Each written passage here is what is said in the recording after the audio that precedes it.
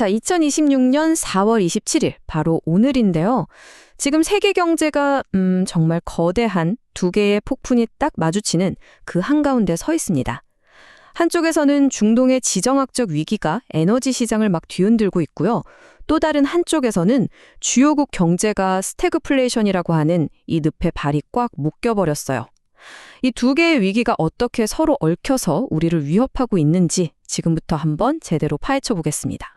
그래서 이런 상황이 우리에게 정말 거대한 질문 하나를 던지고 있어요. 바로 이거죠. 외교적인 도박이냐? 아니면 경제적인 함정이냐? 과연 이 둘 중에 뭐가 먼저 세계 경제를 무너뜨리게 될까요? 이 질문 여러분도 한번 계속 생각해 보시면서요. 첫 번째 위기부터 같이 보시죠. 네, 첫 번째 위기입니다. 바로 호르무즈 해협의 도박. 지정학적인 에너지 위기에 대한 이야기죠. 지금 이란이요, 말 그대로 판을 확 뒤집을 만한 제안을 하나 던졌습니다. 복잡한 핵 협상, 그거 일단 제쳐두고 당장 세계 무역의 숨통인 이 호르무즈 해협부터 열시다. 바로 이거예요. 지금 트럼프 행정부는 이 제안을 받아들고 긴급 회의까지 열면서 엄청나게 고민하고 있습니다. 왜냐하면 만약 이걸 덥석 받는다? 그럼 전 세계 에너지 공급망이 진짜 단숨에 정상화될 수도 있거든요. 이건 뭐 그야말로 엄청난 기회인 거죠. 하지만 협상이 타결되기 전까지 시장은 그야말로 살얼음판을 걷는 기분일 겁니다. 그 불안감이 어디에 나타나냐고요? 바로 이 숫자입니다. 배럴당 108달러. 브렌트유 가격이 100달러로 훌쩍 넘어섰다는 거. 이거 하나만으로도 지금 세계 경제에 얼마나 빨간불이 번쩍이고 있는지 바로 감이 오시죠? 그리고 이 충격은요. 특히 우리나라, 한국처럼 에너지 수입에 목숨을 거는 나라한테는 정말 치명적입니다. 생각해보세요. 만약에 호르무즈 해협이 닫힌다. 그럼 우리나라 원유 수입의 무려 95%가 그냥 끊길 수도 있다는 얘기예요. 이건 뭐 나라 경제 전체가 그냥 멈춰 설 수도 있는 어마어마한 위기인 거죠. 자, 이제 시선을 좀 돌려볼까요? 저 멀리 중동에서 이제 우리 경제 바로 안으로 들어와 보겠습니다. 바로 스태그플레이션이라는 건데요. 이건 훨씬 더 교활하고 뭐랄까 한번 빠지면 헤어나오기 정말 힘든 그런 위협입니다. 스태그플레이션. 말이 좀 어렵죠?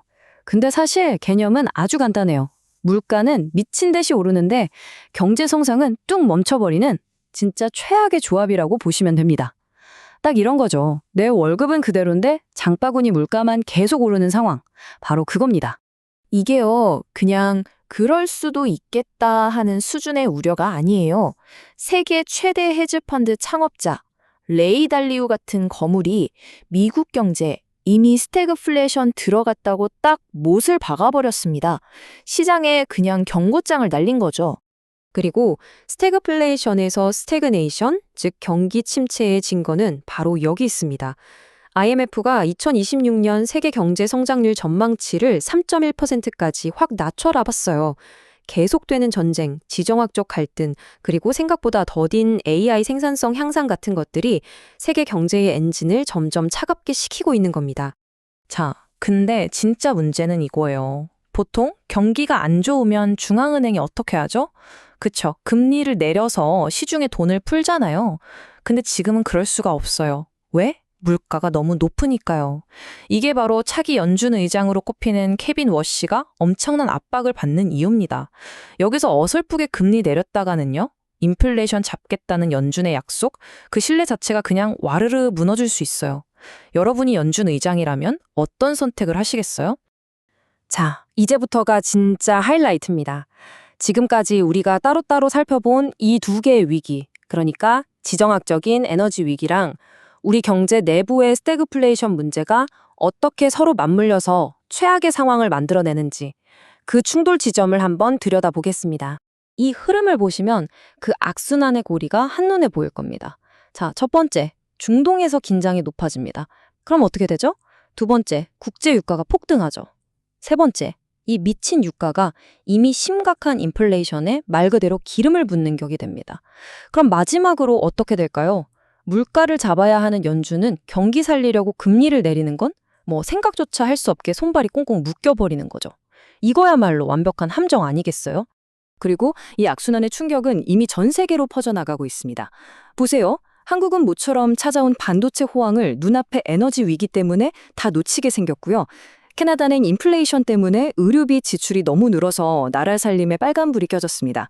재정 적자 위기죠. 반면에 중국은 어떨까요? 어마어마한 비축률을 풀어서 가격을 억지로 찍어 누르면서 어떻게든 인플레이션을 통제하려는 모습을 보이고 있습니다. 이렇게 상황이 불합실하니까 금융시장까지 이상해지고 있어요. 투자자들이 어떤 기업이 좋은 기업일까? 이걸 판단하기보다는 그냥 상대적으로 안전해 보이네 하면서 ETF로 돈을 전부 밀어넣고 있는 거예요. 이걸 ETF 블랙홀 현상이라고 부르는데요. 문제가 뭐냐면 좋은 기업이든 나쁜 기업이든 주가가 그냥 덩달아 같이 움직여버리니까 시장 전체의 변동성은 오히려 커지고요. 진짜 옥석을 가려내기가 너무 어려워지는 거죠. 그렇다면 앞으로 세계는 어디로 가게 될까요? 지금 글로벌 경제는요, 정말 거대한 두 개의 변수 앞에서 아슬아슬하게 줄타기를 하고 있는 형국입니다. 결국 모든 건 이 두 가지 결정에 달려 있다고 봐야 합니다. 하나는 페르시아만에서 내려질 지정학적 결정, 즉 호르무즈 해협 딜이 과연 성사될 것이냐, 그리고 다른 하나는 워싱턴 DC에서 내려질 경제적 결정이죠. 미 연준이 과연 이 높은 금리를 유지하면서 물가와의 싸움에서 버텨낼 수 있을 것이냐, 바로 이 두 가지가 앞으로의 미래를 결정할 핵심 뇌관인 셈입니다. 네, 지금 세계 경제는 정말 팽팽한 외줄 위에 서 있습니다. 한쪽 발은 지정학적 충격에 다른 한쪽 발은 경제적 침체에 딛고 있죠. 과연 이 외줄타기의 끝은 어디일까요? 세계 경제는 어느 쪽으로 기울게 될까요? 그 결과는 바로 우리 모두의 삶에 직접적인 영향을 미치게 될 겁니다.